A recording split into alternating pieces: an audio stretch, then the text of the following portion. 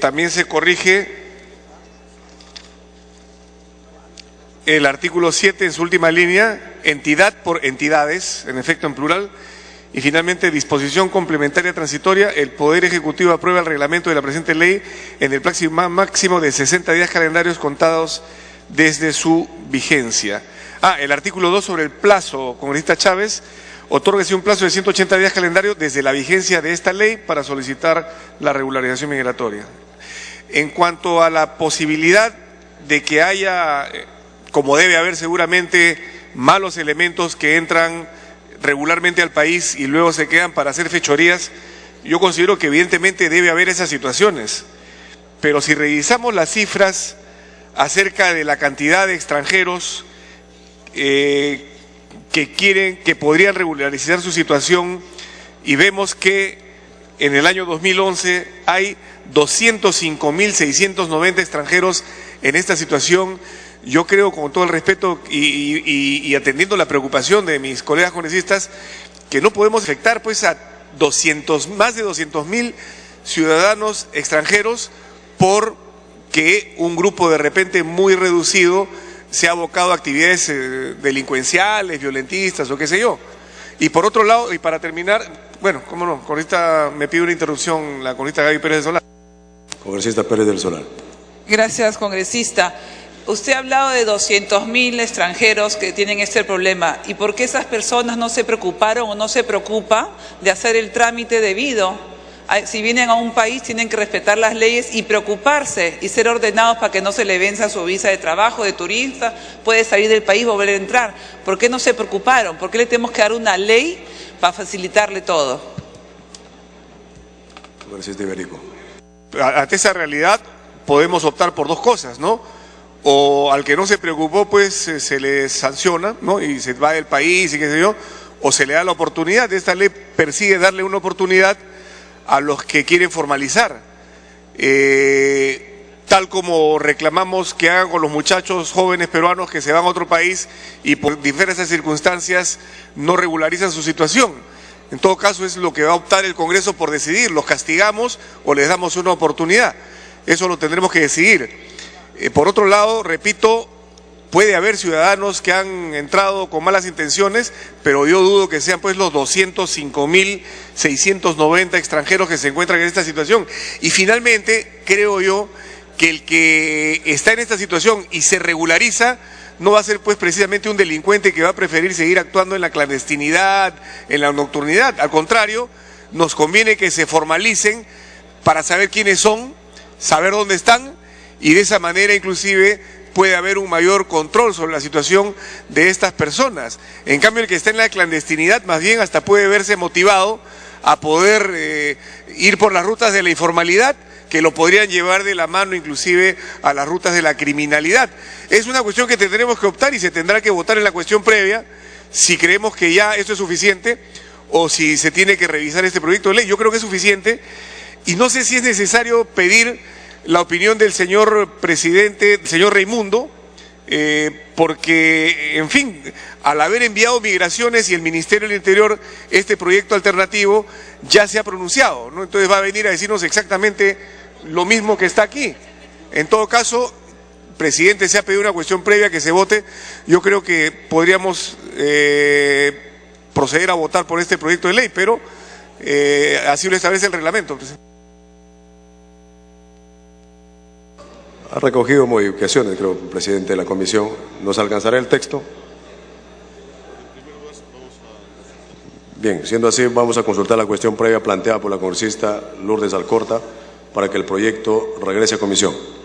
Marcar asistencia para proceder a votar.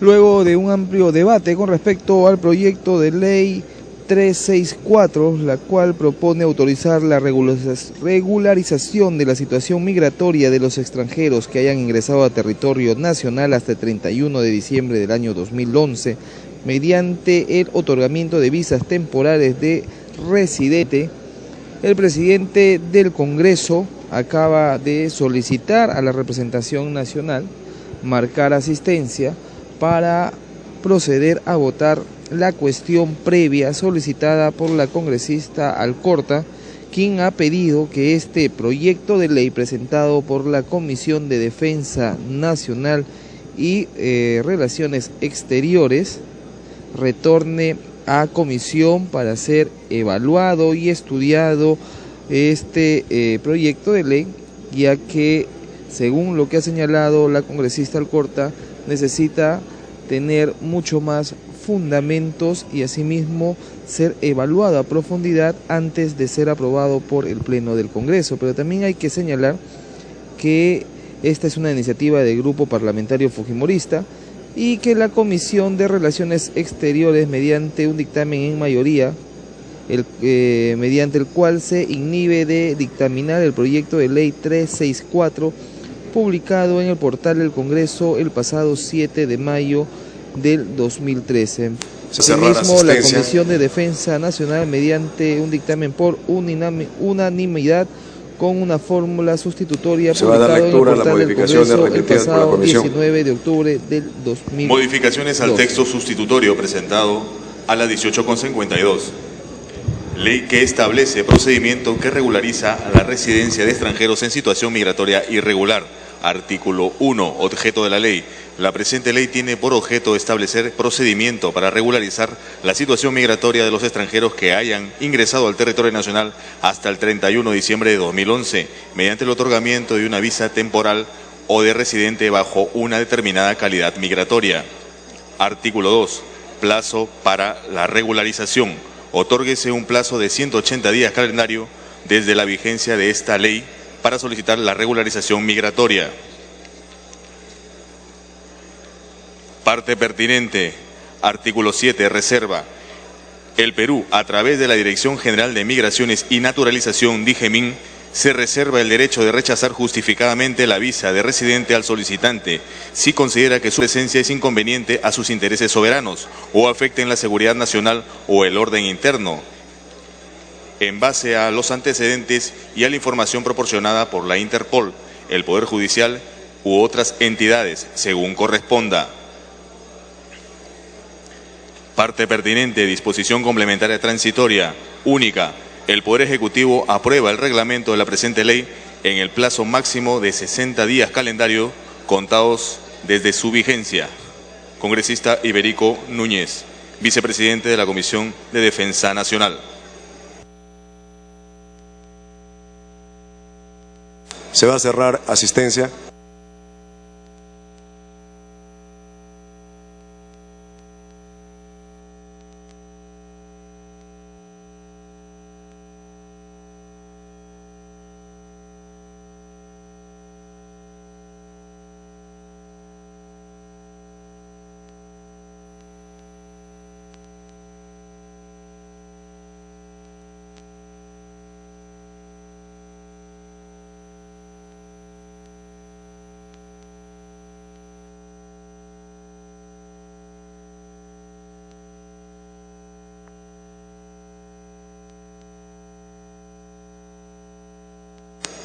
Se va a cerrar asistencia, asistencia cerrada.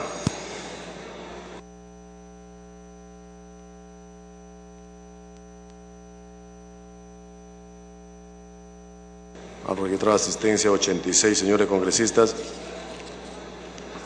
Al voto.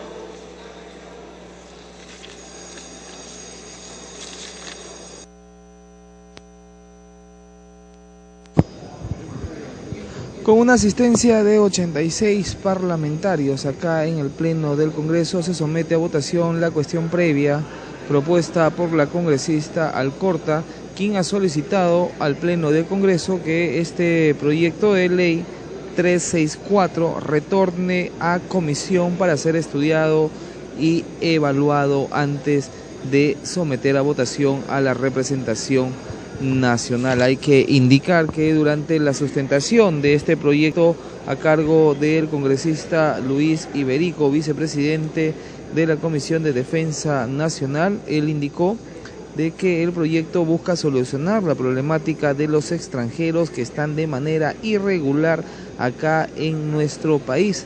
Asimismo señaló que este proyecto cuenta con opinión favorable del Ministerio de Exterior y que de aprobarse el proyecto de ley beneficiará a muchas personas que ingresaron al país y que ahora se encuentran de manera irregular, ya que a través de este proyecto ellos van a poder solucionar su situación jurídica y migratoria. Además, sostuvo que este proyecto de ley va a hacer posible la prevención de una serie de delitos, como por ejemplo los matrimonios ilegales, como las estafas que puedan cometer los extranjeros que se encuentran de manera ilegal acá en el país. Y se puede observar ya la pantalla con el voto de los parlamentarios, la misma que acaba de ser cerrada.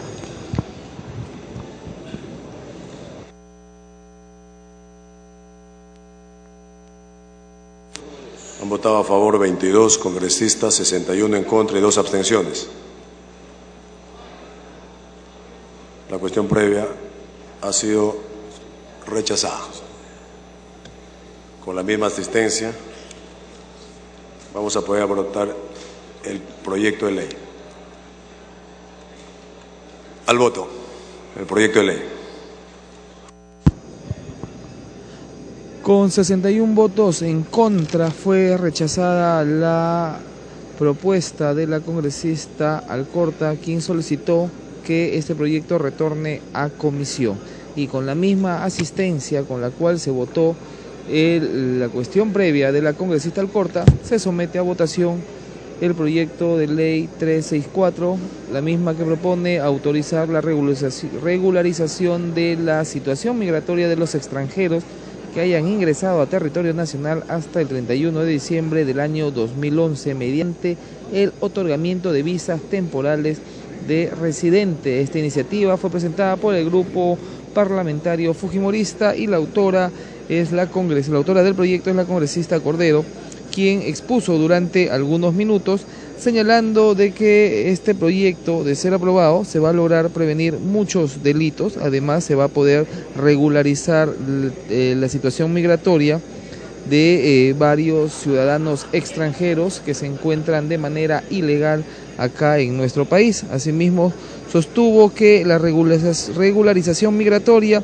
se ha dado ya en países como Brasil, Chile, Paraguay y Estados Unidos, lo cual ha generado muchos beneficios. Y uno de estos sería de que los extranjeros que aún permanecen en nuestro país de manera irregular puedan regularizar su situación jurídica y de esta manera puedan trabajar de manera tranquila y poder obtener todos los beneficios que llevaría este proyecto de ley de ser aprobado. Asimismo ha señalado que se daría un plazo de 6 meses para que todos aquellos extranjeros que están acá en nuestro país puedan regularizar su situación. Por su parte, el congresista Omar Chejade ha señalado de que este proyecto no es para abrir las puertas a los sicarios o a los delincuentes que vengan del extranjero, sino regularizar la situación de estas personas que no hayan ingresado de manera clandestina.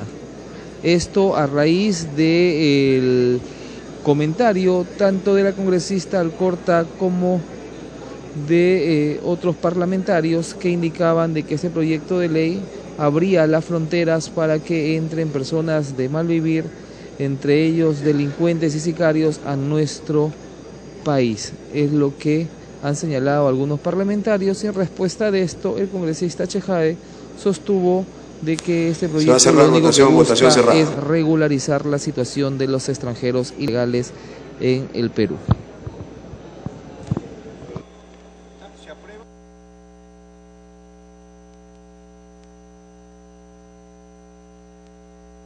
Han votado a favor 55 señores congresistas, 7 en contra, 21 abstenciones. Más Díaz Dios, Verde, Rivas Teixeira, Valqui, Verde, Rivas, Verde, Inga, abstención. Finalmente, 58 a favor, 7 en contra, 22 abstenciones. Ha sido aprobada en primera votación el texto sustitutorio del proyecto de ley 364. Más el voto de Pérez Tello, de Rodríguez Rojo. Eguren Rojo. Finalmente hay 24 en contra. No, 9 en contra. Ha sido aprobado en primera votación el texto sustitutorio del proyecto de ley 364. De conformidad con el artículo... ¿Va a pedir? Está pidiendo el uso de la palabra el vicepresidente de la Comisión de Defensa.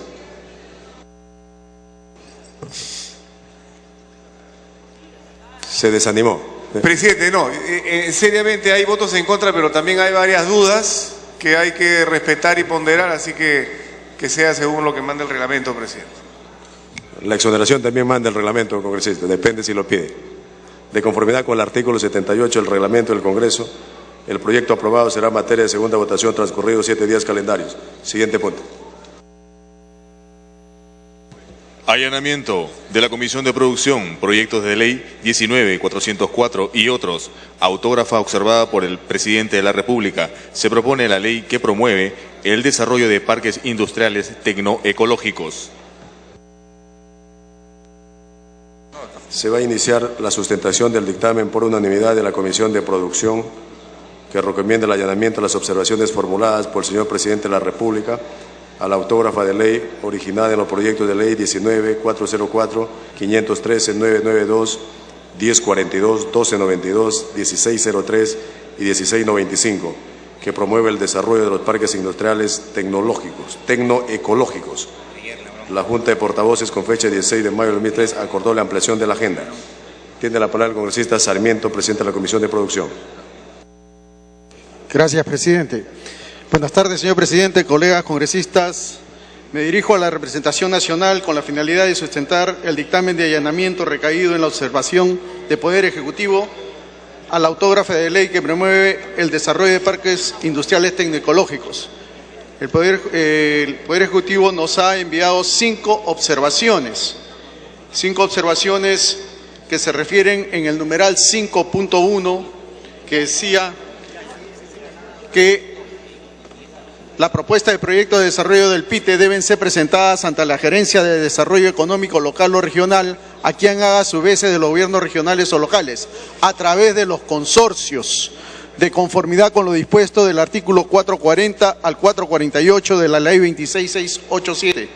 Lo que propone el Ejecutivo es que sean contratos asociativos y de conformidad con el artículo 438 de la misma ley, de la 26887, Ley General de Sociedades, en concordancia con el último párrafo del artículo 145 del Decreto Supremo 184/2008-EF.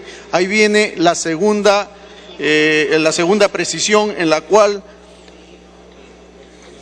debe decir de que antes decía que el reglamento de la Ley de Contrataciones y Adquisiciones del Estado únicamente.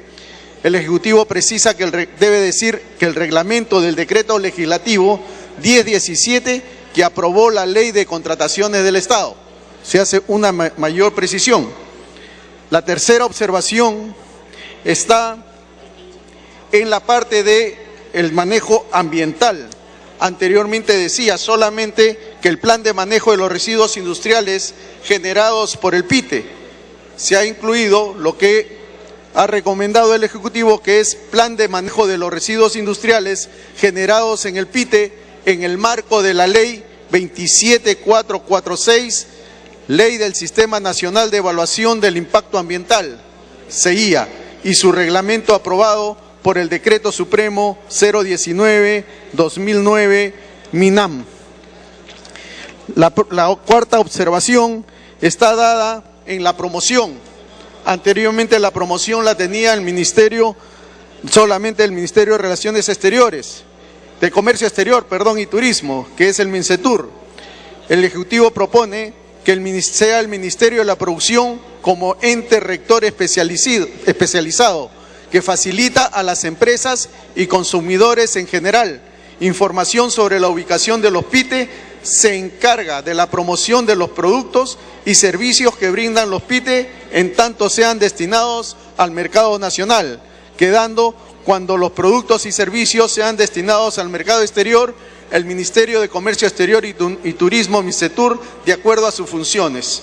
Y la otra observación es sobre la definición de contrato asociativo en vez de consorcio. La definición en el anexo 1, en el glosario general, sobre contratos asociativos quedaría como contrato que crea y regula relaciones de participación e integración en negocios o empresas determinadas en interés común de los intervinientes. El contrato asociativo no genera una persona jurídica, debe constar por escrito y no estar sujeto a la inscripción de registro, en el registro. También, y la última es, dentro de las definiciones, anteriormente se tenía la definición de varias observaciones en este tema, que se definía lo que era un parque tecnológico, lo que era tecnoecológico, lo que era parque industrial ecológico. Pero todas estas definiciones no se consignaban en la propuesta de la que recoge la autógrafa. Por lo tanto, solamente se ha quedado registrado la definición del parque industrial tecnoecológico con enfoque de clúster, que es un espacio especializado en el cual las empresas industriales cooperan entre ellas para compartir recursos y utilizarlos de forma más eficiente.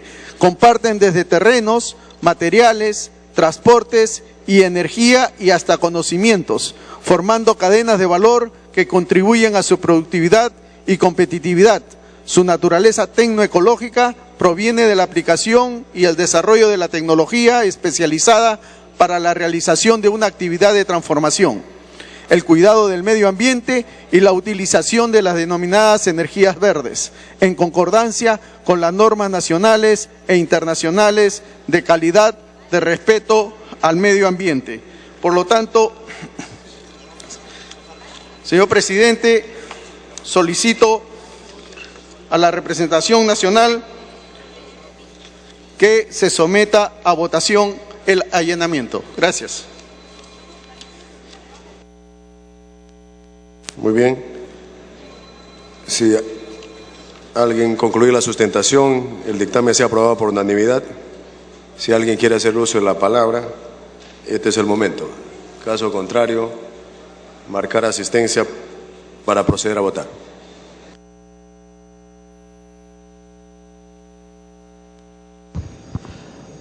A estas horas de la noche, el presidente del Congreso, Víctor Isla Rojas, quien está llevando la sesión de hoy, jueves 16 de mayo, ha solicitado a la representación nacional marcar asistencia para posteriormente pedir a todos los parlamentarios presentes someter a votación el allanamiento del proyecto de ley 19.404, 513, 992, 1042, 1292, 1603 y 1695, autógrafa observada por el señor presidente de la República, la cual propone que se promueva el desarrollo de parques industriales tecnoecológicos, proyecto de ley presentado por la Comisión de Producción y la cual ha sido sustentada hace algunos instantes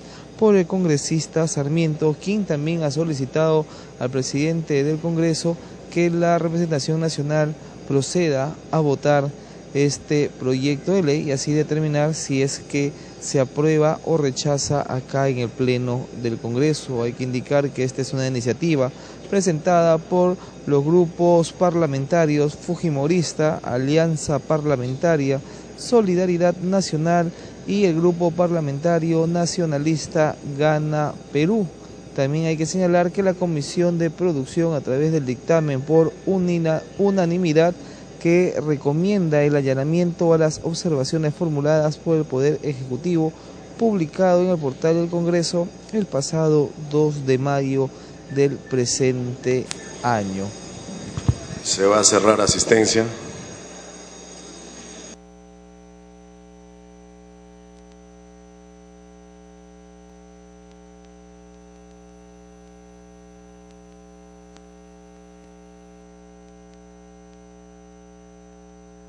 A ver, antes de proceder a votar, para una aclaración, la congresista Chávez.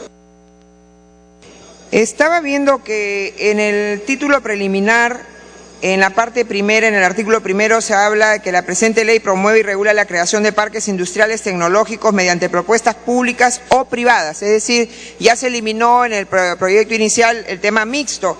Sin embargo, en el objeto de la ley, en el artículo primero, con números arábigos, se señala: la presente ley tiene como objeto establecer lineamientos y mecanismos para la promoción y desarrollo de parques industriales tecnoecológicos con enfoque de clúster en alianza con el sector privado. ¿Una alianza del sector público-privado no es una iniciativa mixta? Quería preguntar simplemente eso, porque entonces, ¿para qué se elimina en el título preliminar la palabra mixta si acá al final, en el artículo primero de la parte general, se sigue manteniendo la posibilidad de estas alianzas público-privadas? Gracias. Al presidente de la comisión.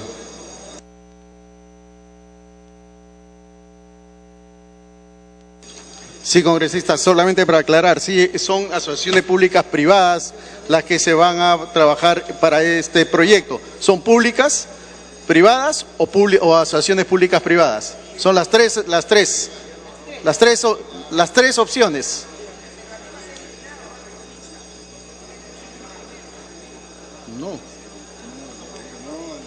No está observado. No.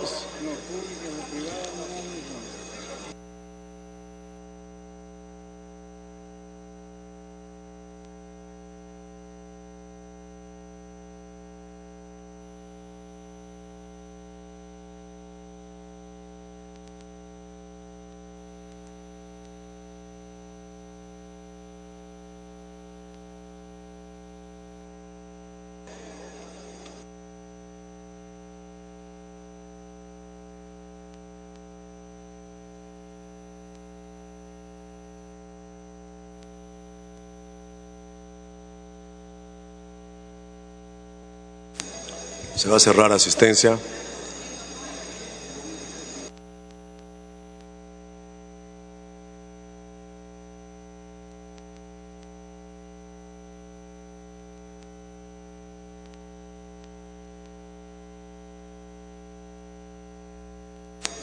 Asistencia cerrada.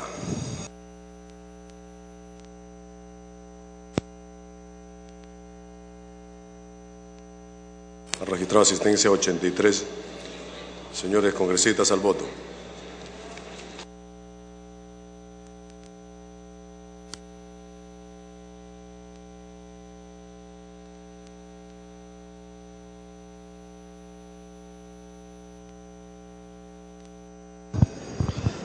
Con la asistencia de 83 parlamentarios acá en el hemiciclo principal del Congreso de la República, se procede a votar el allanamiento presentado por el proyecto de ley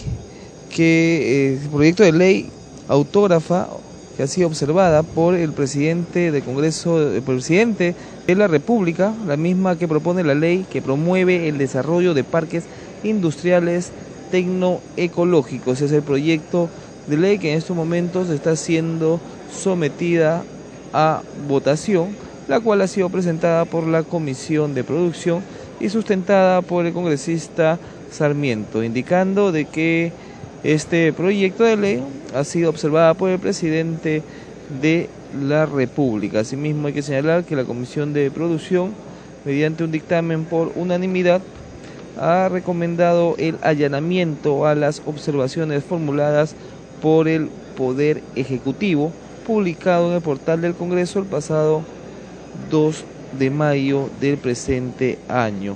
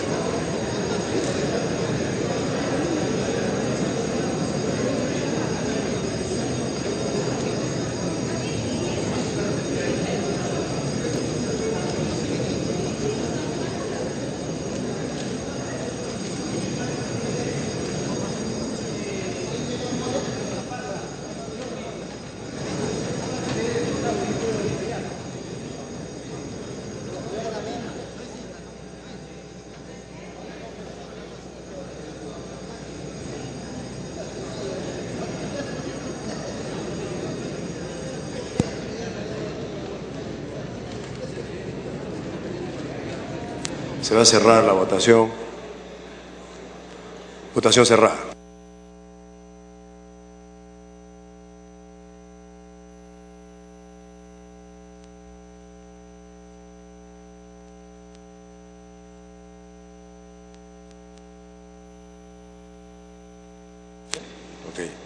Han votado a favor 74 congresistas, 0 en contra y 0 abstenciones. Más, Alcorta, verde. Wong, verde. Bengolea, verde. Finalmente, Martín Belaúnde, Bedoya, verde. Martín Belaúnde, verde. Finalmente, Lescano, verde. 80 votos a favor, 0 en contra y 0 abstenciones. Ha sido aprobado el allanamiento a las observaciones formuladas por el señor Presidente de la República, la autora de ley, respecto a los proyectos de ley 19, 404, 513, 992, 1042, 1292, 1603 y 1695. La aprobación de allanamientos no requiere segunda votación. Siguiente punto. Dictamen de la Comisión de Levantamiento de Inmunidad Parlamentaria. Dictamen en mayoría que acuerda respecto del pedido de la Corte Suprema de Justicia de la República para que se levante la inmunidad parlamentaria del congresista Eduardo Nayat Quinin. Lo siguiente: por las razones expuestas, la Comisión de Levantamiento de Inmunidad Parlamentaria, de conformidad con el artículo 16 del Reglamento del Congreso de la República, acuerda, primera, desestimar y declarar improcedente la solicitud de levantamiento de inmunidad parlamentaria del señor congresista Eduardo Nayat Quinin, pedida por el señor Presidente de la Corte Suprema de Justicia de la República, mediante oficio 706-2013 SG-CSPJ, por la presunta comisión de los delitos de falsedad ideológica y contra el derecho de sufragio, ilícitos contemplados en los artículos 428 y 359, numerales 2 y 5 del Código Penal, respectivamente. Segunda, recomendar al Pleno del Congreso de la República desestimar y declarar improcedente la solicitud de levantamiento de inmunidad formulada por el señor Presidente de la Corte Suprema de Justicia de la República, mediante oficio 706-2013 SG-CSPJ contra el congresista Eduardo Nayat Quinin, por la presunta comisión de los delitos de falsedad ideológica y contra el derecho de sufragio, ilícitos contemplados en los artículos 428 y 359, numerales 2 y 5 del Código Penal, respectivamente. Dictamen en minoría de los congresistas Aguinaga Recuenco y Bedoya de Vivanco, que acuerda respecto del pedido de la Corte Suprema de Justicia de la República para que se levante la inmunidad parlamentaria al congresista Eduardo Nayat Quinin. Lo siguiente: recomendar al Pleno del Congreso de la República declarar procedente la solicitud de levantamiento de inmunidad parlamentaria del señor congresista Eduardo Nayat Quinin, solicitada por el señor Presidente de la Corte Suprema de Justicia de la República, por la presunta comisión de los delitos de falsedad ideológica y contra el derecho de sufragio, ilícitos contemplados en los artículos 428 y 359, numerales 2 y 5 del Código Penal, respectivamente. Bien, a continuación se va a dar inicio el debate del dictamen en mayoría. Sobre el particular, los congresistas Aguinaga y Bedoya de Vivanco han presentado un dictamen en minoría. Tiene la palabra el congresista Rivas Teixeira, presidente de la Comisión de Levantamiento de Inmunidad Parlamentaria, para sustentar el dictamen en mayoría. Gracias, presidente. En mi condición de presidente de la Comisión de Levantamiento de Inmunidad Parlamentaria me toca sustentar algunas consideraciones que generaron el acuerdo adoptado por mayoría en el seno de la Comisión. Y en dicho contexto debo referirme a lo siguiente. Mediante oficio número 706-2013 SG-CS del Poder Judicial de fecha 5 de febrero del presente año, ingresa la solicitud de levantamiento de inmunidad parlamentaria cursada por la Corte Suprema de Justicia al congresista Eduardo Nayat Quinin por la presunta comisión de los delitos contra la fe pública en la modalidad de falsedad ideológica, ilícito contemplado en el artículo 428 del Código Penal, y por el delito contra el derecho a sufragio, ilícito comprendido en los artículos 359, numeral 2 y 5 del Código Penal, siendo derivada dentro del plazo reglamentario de la Comisión de Levantamiento de Inmunidad Parlamentaria del Congreso de la República, con oficio 261-2012-2013 PD-PCR de fecha 6 de febrero del presente año. La Comisión de Levantamiento de Inmunidad Parlamentaria respetando los plazos y dentro de lo que enmarca el debido proceso, dentro del plazo de ley, admite a trámite la solicitud de levantamiento de inmunidad parlamentaria, citando al congresista Eduardo Nayá Quinin para que ejerza personalmente su derecho a la defensa. El congresista Eduardo Nayá Quinin hizo uso de su derecho de defensa siendo asistido por su abogado, quien también expuso sus argumentos de defensa en la sesión ordinaria del día 19 de febrero del año en curso. Las normas aplicables, señor presidente, son el artículo 93 de la Constitución Política del Perú y el artículo 16 del Reglamento del Congreso de la República. De la importancia de evaluar y meditar debida y adecuadamente la solicitud de levantamiento de inmunidad formulada por la Corte Suprema de Justicia de la República y de la debida motivación por parte del órgano parlamentario. Las inmunidades de arresto y proceso consagradas en el artículo 93 de la Constitución Política y desarrolladas en el artículo 16 del Reglamento del Congreso de la República protegen al parlamentario contra denuncias que pretendan intimidarlo o impedirle el cumplimiento de las funciones propias de su cargo. Por eso resulta muy importante que el Congreso de la República, entiéndase en esta ocasión la Comisión de Levantamiento de Inmunidad Parlamentaria, evalúe y meritúe con mucho detenimiento la procedencia legal de la denuncia. Por lo tanto, es indispensable una fundamentación suficiente y congruente de lo que deciden los órganos parlamentarios cuando se resuelve sobre los pedidos de levantamiento de inmunidad, considerando lo resuelto por la Convención Americana, especialmente en lo que se refiere a garantizar el debido proceso. El dictamen que elabora el debate y vota la Comisión de Levantamiento de Inmunidad Parlamentaria inicialmente en el Pleno del Congreso, posteriormente debe ser debida y convenientemente motivada, suficientemente fundamentada, de manera que se conozcan las razones y consideraciones que se tuvieron presentes a la coherencia de la decisión del Congreso con los principios de separación de poderes, de igualdad ante la ley y otros derechos consagrados en nuestra Constitución.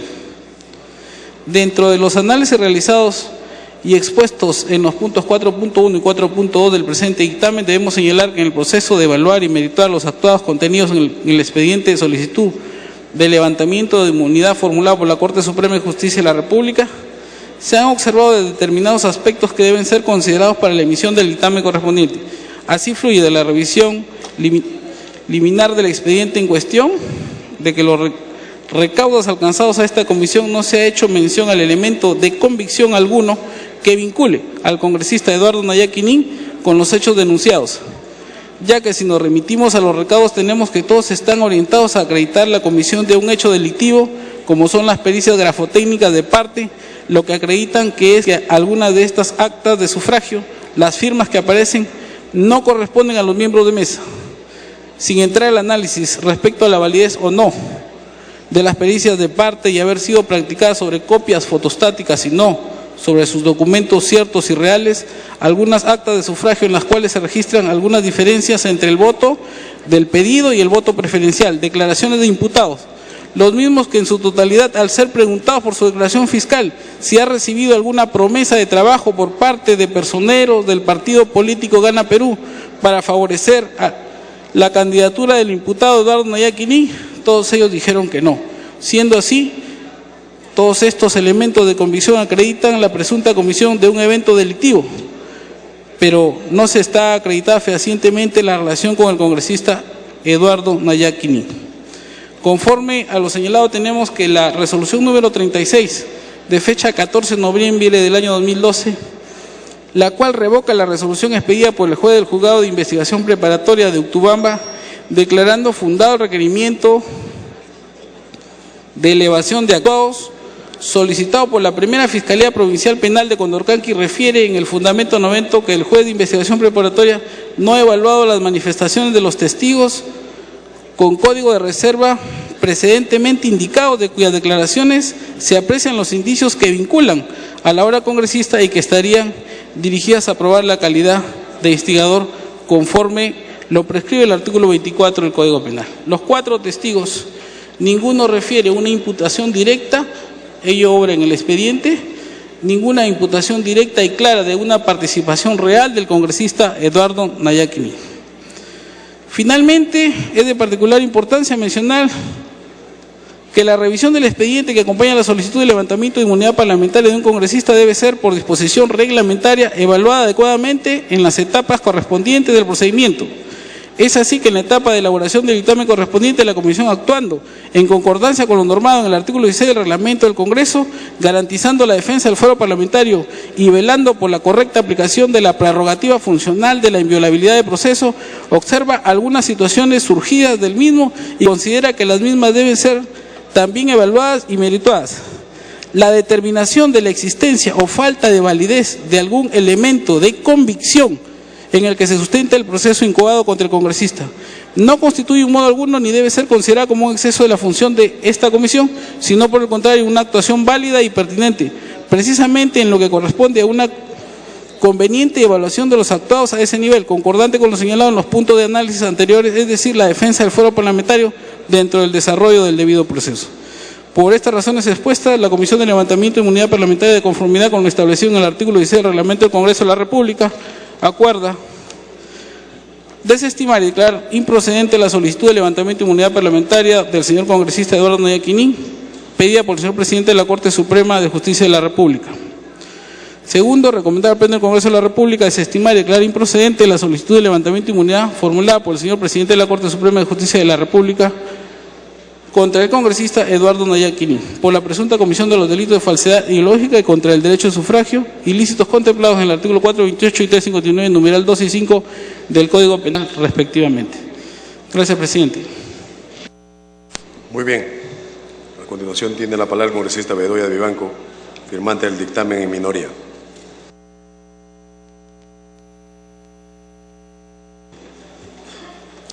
Muchas gracias, señor presidente.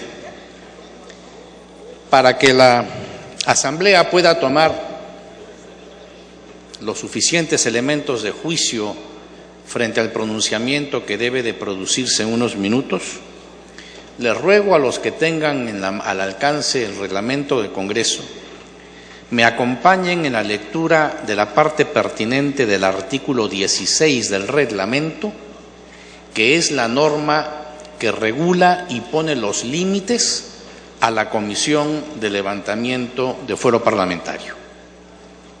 Allí, en la página 17 de nuestro reglamento,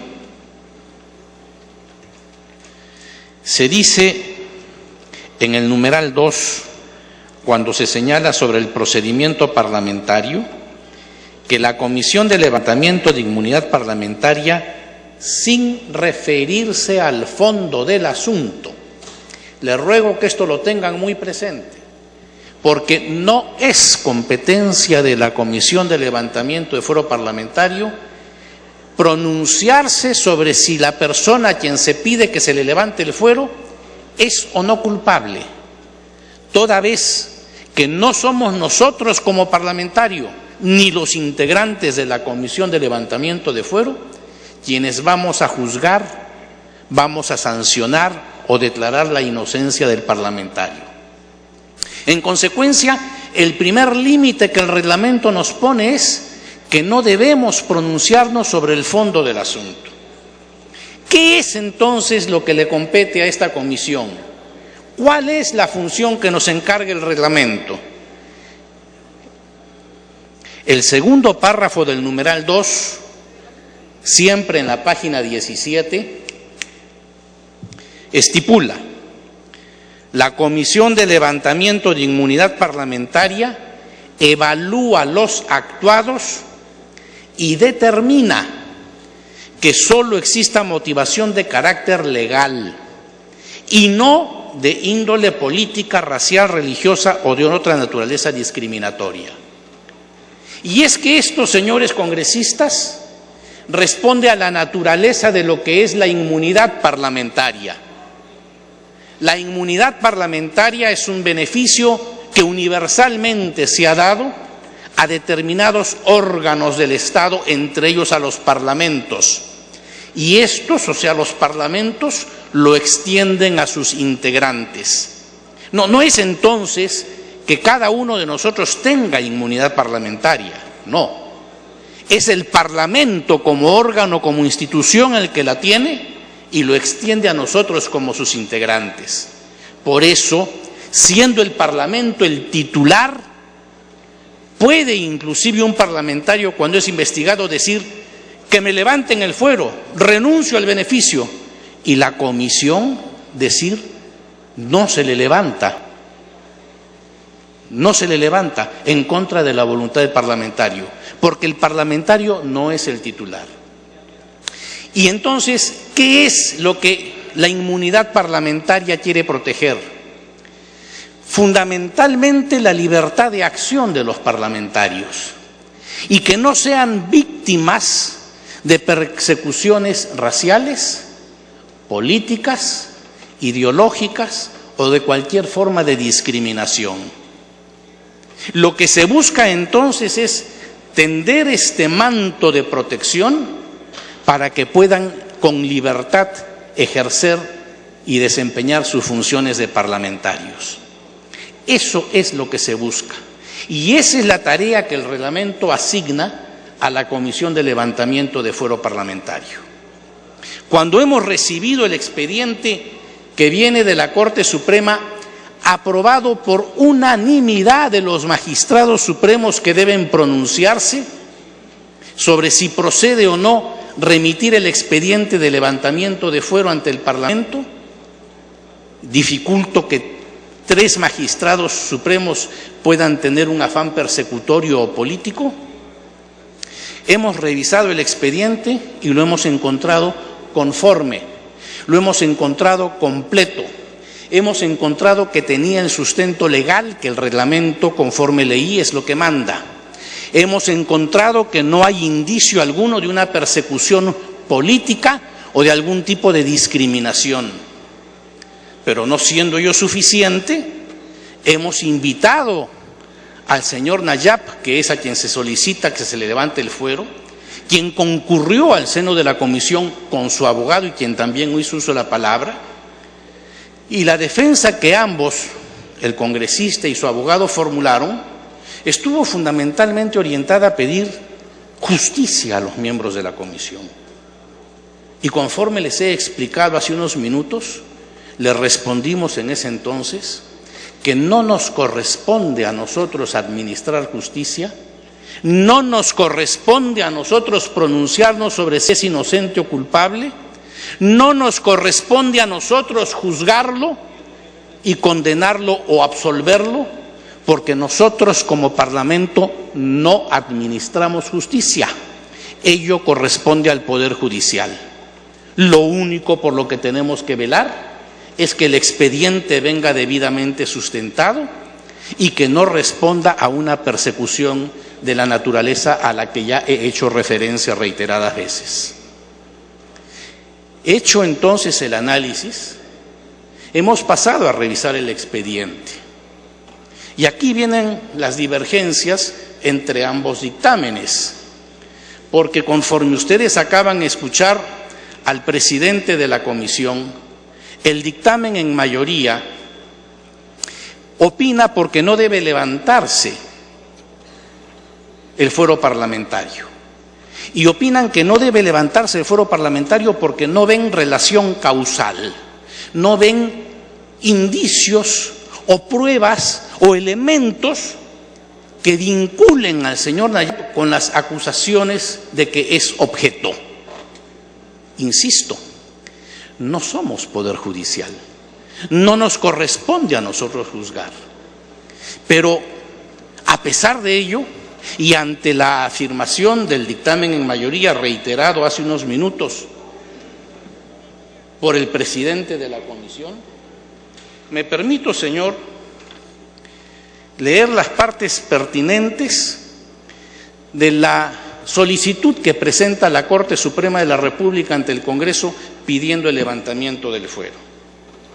Y allí dicen: el imputado Eduardo Nayab Quinín habría actuado a título de instigador, es decir, que instigó a sus coimputados para que realicen declaraciones falsas en las actas electorales.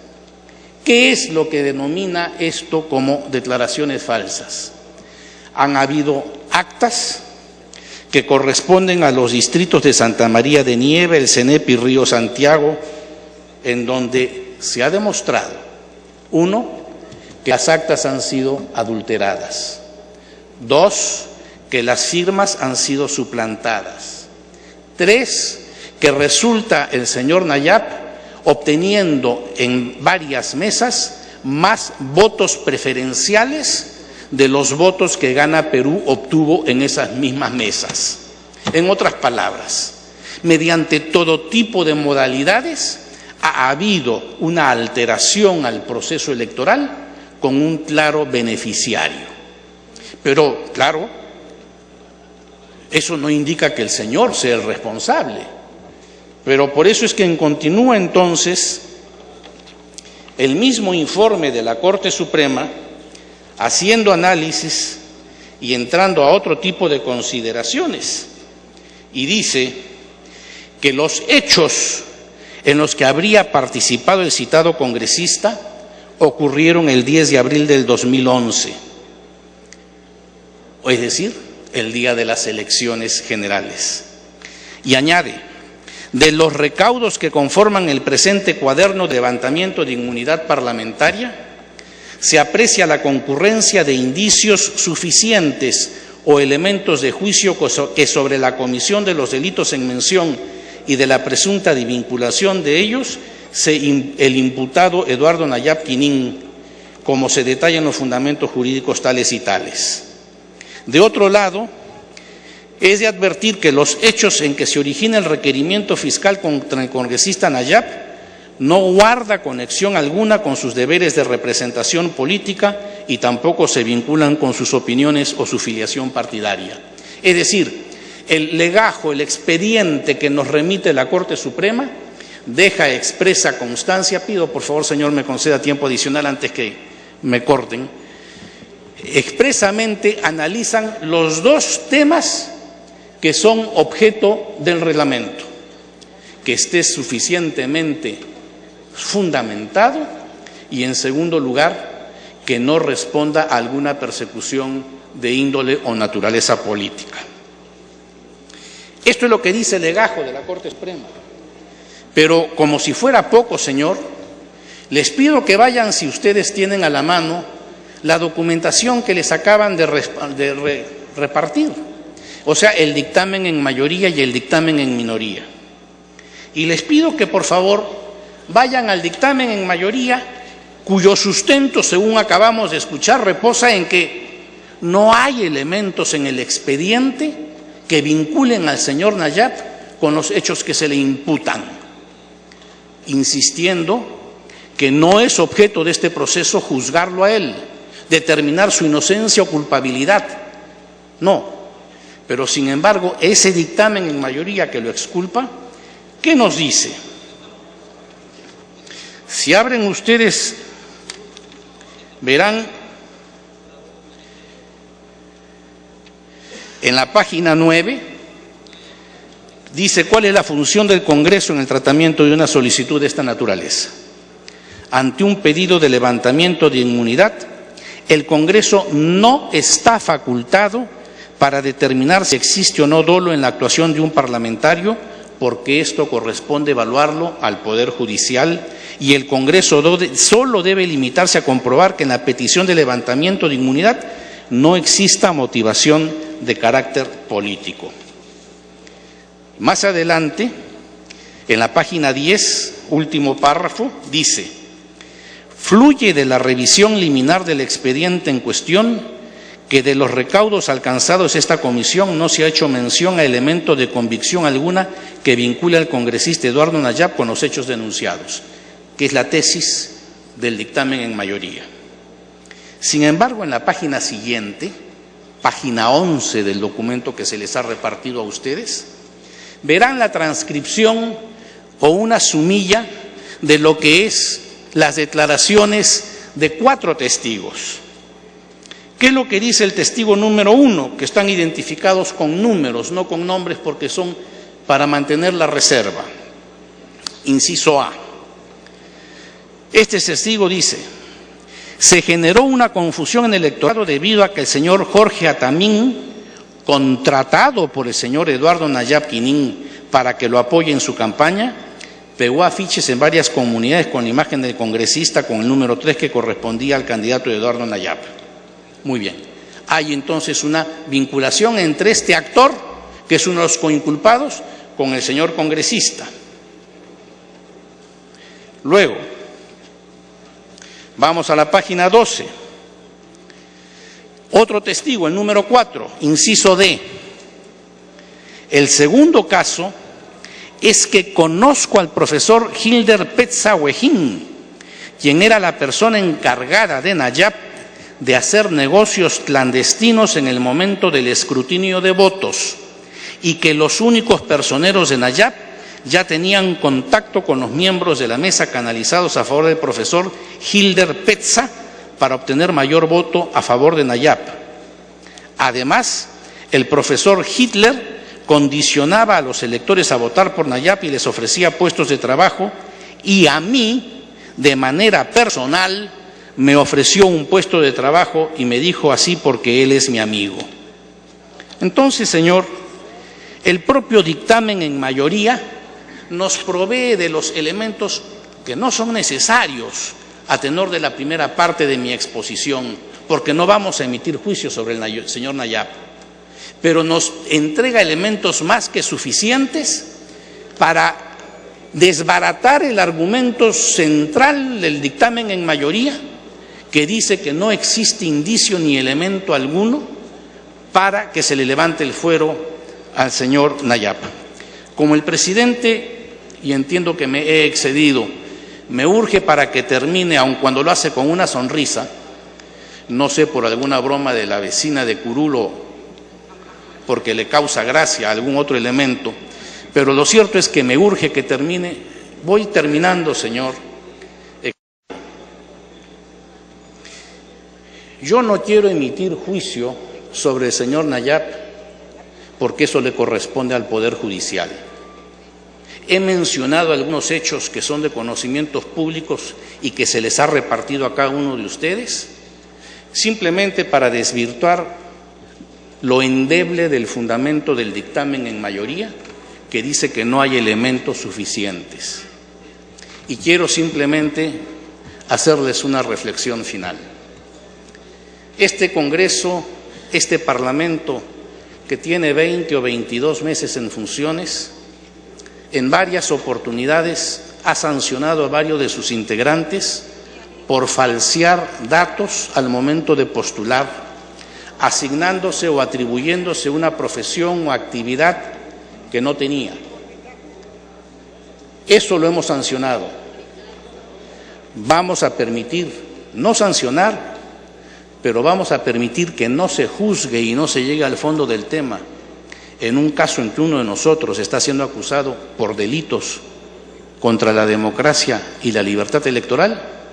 Por estas consideraciones, señor, el dictamen en minoría opina que hay elementos más que suficientes para que se proceda al levantamiento del fuero, y no necesariamente que se le prive de su participación en el Congreso, sino simplemente sea sometido al juicio del Poder Judicial, quien, con la idoneidad que la Constitución y las leyes le entrega, serán sí los quienes investigarán, juzgarán y determinarán al final la inocencia o culpabilidad de quien hoy estamos pidiendo que se le levante el fuero parlamentario.